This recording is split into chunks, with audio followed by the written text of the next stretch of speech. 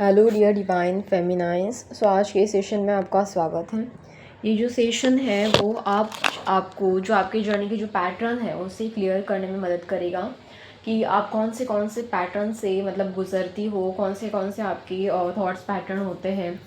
देखो फेमिनाइंस, आपने ये सुना होगा कि जैसे कि मतलब जैसा हम सोचते हैं वैसा हम फील करते हैं और वैसे ही हम एक्ट भी करते हैं। तो एक्चुअली ये जो थॉट पैटर्न है वो किस तरीके से हमारी सोच से मतलब आते हैं और किस तरीके से हमारे इमोशंस पे अफेक्ट करते हैं। बाद में ये हमारी इमोशंस जो हमारे बॉडी के हार्मोन्स पे भी अफेक्ट करते हैं, ऊपर से हमारे बिहेवियर में भी ये सारे चेंजेस हमें देखने को मिलते हैं। तो जानते हैं कि कौन से वो पैटर्न है जो नेगेटिव है जिसे हमें चेंज करने की ज़रूरत है। और अगर आप इसे वाकई चेंज करना चाहते हैं तो आज आप इस सेशन को पूरा सुने ताकि आपको समझ में आए कि ये आपको इजीली आपके जो लेसन्स है उसे वहाँ तक मतलब लेसन्स को अंडरस्टैंड करने तक आपको इजीली पहुँचा सकता है और इजीली हेल्प कर सकता है। सो चलिए हम बात करते हैं सबसे पहले पैटर्न की। जिस पैटर्न में क्या होता है कि इस पैटर्न में ना ऑटोमेटिक थॉट्स बोलते हैं इस पैटर्न को। मतलब यहाँ पर जो हमारे नेगेटिव थॉट्स हैं ना वो बार बार आते रहते हैं और मतलब ये इतनी बार आते हैं कि आप ना बहुत ज़्यादा रेस्टलेस फील करते हो। ये थॉट्स बहुत ऑटोमेटिक चलते हैं। तो यहाँ पर जब भी आप ऐसा फील करो ना कि आपका दिमाग कंटिन्यूसली थॉट्स क्रिएट कर रहा है, आपका माइंड बिल्कुल शांति नहीं हो रहा, बिल्कुल रेस्टलेस फील कर रहे हो आप, तो आप समझना कि आपका जो ईगो है ना, आपके अंदर का ईगो, वो उस बाहरी सिचुएशन को ना एक्सेप्ट नहीं करना चाहता। जो भी आपका डीएम कर रहा है या जो भी आपके बाहर आजू बाजू जो भी सिचुएशन हो रही है, जो आपको अपने लाइफ में जो भी चाहिए ना, उस रियलिटी से वो सिचुएशन मैच नहीं खा रही है और आप उसे अंदर से एक्सेप्ट नहीं करना चाहते उस नेगेटिव चीज़ों को। तो यहाँ पर इस वजह से प्रॉब्लम हो जाती है और आपका जो ईगो है वो वहाँ पर सरफेस पे आने लगता है, क्योंकि सेल्फ एक्सेप्टेंस की पावर यहाँ पर कम होती है। तो इसीलिए आपका जो माइंड है ना वो चाहता है कि ईगो की वजह से आप मतलब आप उस सिचुएशन को कंट्रोल करो, आपको सिचुएशन अपने हिसाब से चाहिए होती है। बट जबकि ऐसा नहीं होता तो यहाँ पर आपका जो माइंड है वो बहुत सारे थॉट्स क्रिएट करना स्टार्ट करता है कि पता नहीं कैसे होगा, कैसे सिचुएशन मेरे कंट्रोल के अंडर आएगी, या फिर कैसे मैं सिचुएशन को कंट्रोल कर पाऊँगी, या कैसे सिचुएशन ठीक होगी। ओके। तो इस तरीके के थॉट्स होते हैं आपके, कई सारे थॉट्स होते हैं। इसके अलावा भी और भी कई रैंडमली आपके थॉट्स होते होंगे जैसी आपकी सिचुएशन होंगी। सो अभी बात करते हैं सेकंड पैटर्न की। देखो अभी यहाँ पर क्या होता है, यहाँ पर तो पहले आपने देखा कि बहुत कंटिन्यूसली थॉट्स आ रहे थे। अभी इसके बाद ना उस थॉट प्रोसेस के अगर हम डीप में जाएँ तो थॉट्स प्रोसेस में भी कई अलग अलग तरीके की इमोशंस होते हैं, जैसे कि एनजाइटी होना, ओवर थिंकिंग होना। देखो पहले क्या हो रहा था कि आपके जो थॉट्स थे ना वो पहले ऑटोमेटिकली क्रिएट हो रहे थे, बहुत ज़्यादा ही आप सोच रही थी। अभी अगर आपने उस पैटर्न को पहले ही बंद नहीं किया ना, तो यहाँ पर प्रॉब्लम क्या होता है, वहाँ पर आपकी एनर्जी धीरे धीरे करके लीक हो रही होती है। बट अगर पहले ही आपने उस थॉट पैटर्न को बंद नहीं किया, उस पैटर्न को ठीक से नहीं सुधारा, जल्दी से उसके ऊपर एक्शन नहीं ली, तो आपका ये जो पैटर्न है वो थोड़ा डेंजरस सिचुएशन में कन्वर्ट हो जाता है। मतलब एक पॉइंट जर्नी में ऐसा आता है कि आप ओवर थिंकिंग, एनजाइटी को ना बहुत ही ज़्यादा वर्स्ट के सिनेरियो बना देती हो। मतलब इतना ज़्यादा उस चीज़ों को इतना इतना सोचती हो, इतना अलग तरीके से, इतना गंदी तरीके से इमेजिन करती हो, इतना आप उस सिचुएशन का डर अपने अंदर बिठा लेती हो, इतना एनजाइटी, इतना ओवर थिंकिंग क्रिएट करती हो कि सिचुएशन को मतलब बहुत ज़्यादा ही गलत वे में इमेजिन करना स्टार्ट करते हो आप। तो देखो पहले ही अगर आपने ये जो पहली वाली कंडीशन, पहले वाला पैटर्न मैंने बताया कि बहुत ज़्यादा थॉट्स रैंडमली आ रहे थे, और वहीं पे अगर आप उस सिचुएशन को अपने अंडर कंट्रोल लेके आती, मतलब बाहर की सिचुएशन को कंट्रोल करने की बजाय अगर आप अपने ही थॉट्स के ऊपर थोड़ा काम कर दिए और अपने माइंड को शांत करने में, उसे बैलेंस बनाने में अगर आप उसे मदद करती अपने आप को ही, तो शायद सिचुएशन आपके कंट्रोल में आ जाती। भले ही बाहर की सिचुएशन ठीक होती या नहीं होती वो तो बात की बात है, बट कम से कम आपका माइंड शांत रहता, आप पीस में रहती, आपकी एनर्जी प्रोटेक्ट हो सकती थी। बट आपने पहले ही पैटर्न पे काम नहीं किया, तो अभी सेकेंड में वो पैटर्न और ज़्यादा बढ़ गया, क्योंकि आपने वहाँ पर पहले वाले पैटर्न में लेसन्स लर्न नहीं किए। अभी सेकेंड पैटर्न जब बढ़ गया तब एनजाइटी भी बढ़ गई, ओवर थिंकिंग और बढ़ गई। तो आपने सिचुएशन को कुछ ज़्यादा ही डरावना बना दिया, ब्रस्ट के सिनेरियो बना दिया। मतलब इतना ज़्यादा आप गलत तरीके से इमेजिन करने लग गई कि जर्नी में गलती हो जाएगा, मेरा डीएम शायद आएगा ही नहीं, शायद वो एक्शन ही नहीं लेगा, मेरे पेरेंट्स मानेंगे ही नहीं, या फिर कुछ तो बुरा हो जाएगा। मतलब जब हो भी नहीं रहा है तो बट आप उससे पहले ही सोच सोच के अपने आप को बिना वजह परेशान कर रही हो। अभी देखो, जो भी होना है वो तो बात की बात है, जो होना है वो बाद में होगा, बट आप बिना वजह ही उससे ज़्यादा ओवर थिंकिंग कर करके एनजाइटी फील फील के अपने कर करके अपने आप को ही डरा रहे होते हो। तो ये प्रॉब्लम होती है। सो आप ना इस पैटर्न को भी अभी क्लोज ना कर दो, तो ये आपको मेंटल स्ट्रेस मतलब इतना ज़्यादा देगा, इतना ज़्यादा देगा कि आप अपने आप को डिप्रेशन में चली गई हो, इस तरीके की फीलिंग आप फील करोगे। या फिर बहुत ज़्यादा आपके माइंड में जो टेंशन है वो भी बढ़ जाएगा, और इस केस में हार्मोन्स डेफिनेटली इम्बैलेंस होना स्टार्ट होते हैं। सो अपने आप को इस पैटर्न से बचाएं, अपना लेसन जल्दी से लर्न करें, जल्दी से इन चीज़ों को आइडेंटिफाई करें और अपने आप को इन सभी चीज़ों से प्रोटेक्ट करें, ताकि आपकी एनर्जी मतलब जो एनर्जी है, जो आपने इतना मेहनत लेके इतना इनर वर्क करके अचीव की है, तो उन एनर्जी को प्रोटेक्ट करने में आपको मदद मिल सके। ठीक है, देखो आप इतना इनर वर्क करके भी कोई फ़ायदा नहीं होगा अगर आप इस तरीके की गलतियाँ बार बार दोहराती हो तो। चलिए कोई बात नहीं, हम बात करते हैं अभी तीसरे पैटर्न की, जिसमें देखो हमारे जो बार बार जर्नी में कहा जाता है कि हमें हमारे बिलीफ सिस्टम पे काम करना चाहिए। जो हमारे कोर बिलीफ्स होते हैं ना, मतलब हमने अंदर कौन से बिलीफ सिस्टम डाल के रखे अपने माइंड में, तो उन पे हमें काम करना चाहिए। तो यहाँ पर क्या होता है कि अगर आपके अंदर कुछ इस तरीके की बिलीफ्स हैं कि मतलब जैसे कि मैं इनफ नहीं हूँ, मतलब मैं इनफ नहीं हूँ, इस तरीके का थॉट्स आप जनरली कब क्रिएट करते हो, जब आपको ऐसा लगता है कि आप एक्शन ले नहीं पा रहे हो किसी चीज़ के लिए, आप बहुत स्टक फील कर रहे हो, या सिचुएशन आपके फेवर में नहीं है और आप कुछ कर नहीं पा रहे हो, या फिर आप कुछ करना चाहते हो पर डर जाते हो करने से। ज़्यादातर तो ऐसा डीएम के साथ होता है, मतलब फेमिनाइन के कंपेयर में अगर देखा जाए तो ज़्यादातर तो आपके डीएम इस एनर्जी में बहुत लॉन्ग टाइम तक रहते हैं। बट हाँ, फेमिनाइन के अंदर भी कुछ ना कुछ इस तरीके की प्रॉब्लम्स होती है, जिसको आपको हील अगर आप करें तो आपके डीएम का भी ये जो इशू है वो थोड़ा बहुत हील हो ही जाता है। बाकी तो ये उनके ऊपर डिपेंड करता है कि वो एक्शन लेते हैं या नहीं। बट हाँ, अगर आप इस इशू को ठीक करें तो शायद आपका डीएम भी एक्शन लेना स्टार्ट करता है। बट यहाँ पर ये जो आप बार बार सोचते हो ना कि मैं इनफ नहीं हूँ, मैं इनफ नहीं हूँ, तो ये जो थॉट्स है वो यहाँ पर मतलब आपके बिलीफ सिस्टम से आ रहा है, क्योंकि आपके बिलीफ सिस्टम ने वो थॉट्स को पकड़ के रखा है। ठीक है, अभी इसकी वजह से क्या होता है, इसकी वजह से जो सेल्फ वर्थ इशू है ना वो प्रॉब्लम क्रिएट करता है, मतलब वहाँ पर आपको सेल्फ वर्थ इशू हो जाता है। आपको ऐसा लगता है कि मैं उस काबिल ही नहीं हूँ कि मैं अपने डीएम को मतलब अपने डीएम को पा सकूँ, या फिर मैं पता नहीं जर्नी कंप्लीट कर पाऊँगी या नहीं, या फिर मतलब मेरा डीएम पता नहीं आएगा या नहीं। मतलब एक तरीके से ना आपको अपने आप पर भरोसा ही नहीं होता, आप अपने आप पर ट्रस्ट ही नहीं करते।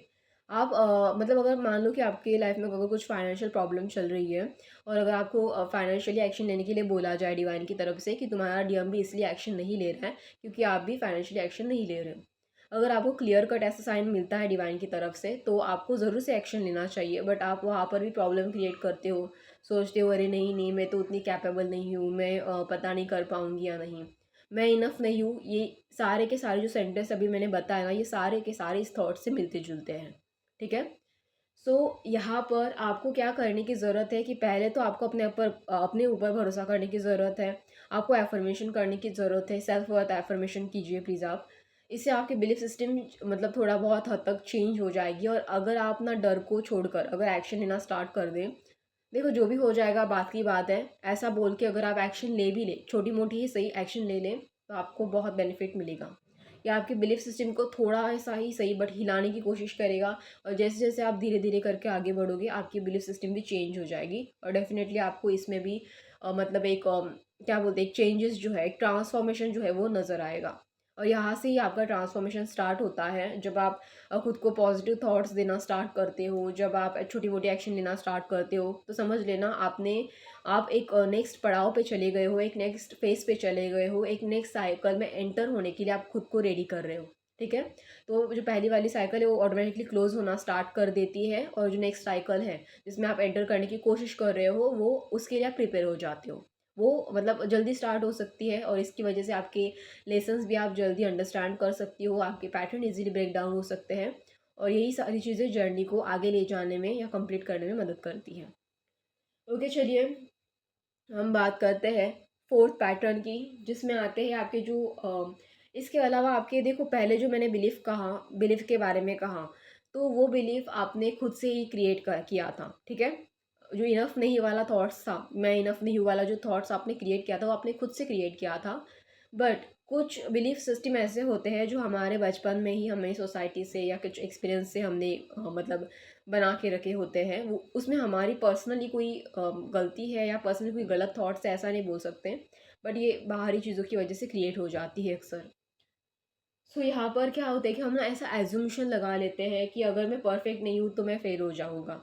ठीक है, मतलब एक तरीके से ये वही पहले वाले पैटर्न से थोड़ा मिलता जुलता है। बट अभी ये पहले वाला पैटर्न अगर वहाँ पर भी ब्रेक, जो मैंने आपको बोला कि मैं इनफ नहीं हूँ, ये वाला थॉट्स अगर ऐसे ही आगे बढ़ता गया, आपने इसे जल्दी से नहीं सुधारा, तो आप हमेशा एक तो बहुत ज़्यादा ओवर परफेक्शनिस्ट किस्म के बनते जाओगे। अगर एक्शन लोगे भी ना, मतलब कि मान लीजिए कि अगर आपने एक्शन ली भी, ठीक है, बट उसमें भी आप प्रॉब्लम क्या क्रिएट करोगे, आप ओवर परफेक्शनिस्ट बनोगे। मतलब उस चीज़ों को, हर छोटी मोटी चीज़ को ठीक करने की कोशिश करोगे, मतलब इतना ज़्यादा लेवल पर, जबकि आपको ज़रूरत ही नहीं है उतना अपने आप को थकाने की। बट आप ना उसमें इतना ज़्यादा घुस जाओगे कि आपकी बिलीफ सिस्टम ने मतलब बहुत एक रॉन्ग बिलीफ सिस्टम में वो कन्वर्ट हो जाएगी। आपकी जो बिलीफ सिस्टम ने जो भी थॉट्स पकड़ा था, वो थॉट्स एक बहुत रॉन्ग बिलीफ सिस्टम में कन्वर्ट हो जाता है और वो एक्सट्रीम लेवल तक चला जाता है। तो ये प्रॉब्लम होती है। तो बिना वजह ना अपने आप को ओवर परफेक्शनिस्ट बना के अपनी एनर्जी बिना वजह वेस्ट करना, बिना वजह बहुत ज़्यादा परफेक्ट बनने के चक्कर में हर छोटी मोटी डिटेल पे ओवर उसका एनालिसिस करना या ओवर उसके बारे में सोचना, ओवर उन चीज़ों में घुसना, ये सभी चीज़ें जो है वो आपके माइंड को बहुत डिस्टर्ब करती है, माइंड की पीस को डिस्टर्ब करती है। तो ये सारी चीज़ें आपको समझने की ज़रूरत है। ठीक है, okay. So I am sorry. So यहाँ पर जो भी अदर पैटर्न है, अगर हम बात करें कुछ जैसे कि नेगेटिव थिंकिंग पैटर्न, ठीक है। अभी आपको पता होगा कि कुछ लोगों को ना बड़ी, मतलब आपने जर्नी में ये भी सुना होगा कि कुछ लोगों को ना मतलब आदत होती है उनको विक्टिम मोड में रहने की।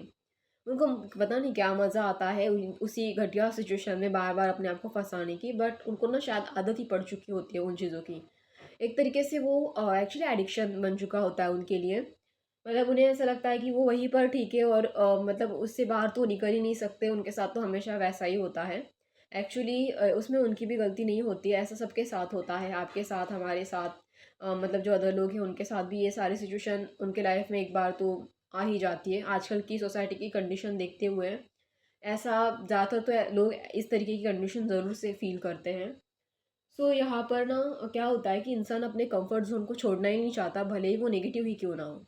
ठीक है, सो वो हमेशा नेगेटिव थिंकिंग वाले पैटर्न में ही फंसे रहना चाहते हैं, और डेफिनेटली आपके जो आजू बाजू के नेगेटिव लोग हैं जो आपकी एनर्जी ड्रेन करने आते हैं, उनकी जो एनर्जी होती है वो इसीलिए ही ड्रेन होती है क्योंकि उनकी नेगेटिव थिंकिंग पैटर्न होते हैं, और जिस पर वो काम बिल्कुल नहीं करते, वो अपने उसी विक्टिम मोड में रहते हैं और परेशान करने के लिए आपको टारगेट बनाते हैं। तो ये जो लोग हैं इनके नेगेटिव पैटर्न को आप देखो, ये बार बार नेगेटिव सोच को बहुत रिपीट करते हैं, और ये जब भी अपना मुंह खोलते हैं ना तो ऑब्वियसली घटिया ही बकवास करेंगे। कुछ भी पॉजिटिव निकलेगा ही नहीं इनके मुंह से, कुछ भी अच्छा नहीं बोलेंगे, और आपके सामने जब भी बोलेंगे तो अपनी नेगेटिव बकवासी फाड़ेंगे, नेगेटिव बकवासी बकते रहेंगे। इतना पकाएंगे कि आप भी इनके साथ बैठकर टायर्ड फील करोगे, मतलब आपको भी अच्छा नहीं लगेगा। आप भी सोच में पड़ जाओगे कि भाई पता नहीं कोई इंसान इतना नेगेटिव कैसे हो सकता है, कैसे ये इंसान इतना नेगेटिव सोचता है, कैसे ये इंसान इतना नेगेटिव बोल लेता है। ये हमेशा चौबीसों घंटे बस नेगेटिविटी में ही सड़ता रहता है, नेगेटिविटी में ही पड़ा रहता है। इसको ना कभी कुछ अच्छा दिखता ही नहीं। आप खुद भी उन लोगों को देखकर इस तरीके की सोच रखोगे, क्योंकि वो होते ही ऐसे ही है एक्चुअल में। वो मतलब चौबीसों घंटे उनका बस वही चलता रहता है। खैर ऐसे लोगों को तो हम कुछ नहीं कर सकते, बट हाँ, ये पैटर्न अगर आपके साथ हो रहा है थोड़े बहुत हद तक ही सही जर्नी में, क्योंकि ऐसे पैटर्न ना, ऐसी एनर्जी उभर के आती है, तो कभी ना कभी आप भी इस पैटर्न में फंस जाते हो। बट देखो, उनमें और आप में ना ये डिफरेंस होता है कि आप एक पॉजिटिव थिंकर भी होते हो, मतलब इस पैटर्न में फंस भी गए ना तो आप इन लोगों की तरह पागल नहीं होते, आप अपने आप को इस सिचुएशन से बाहर निकालने के लिए रेडी बैठे होते हो।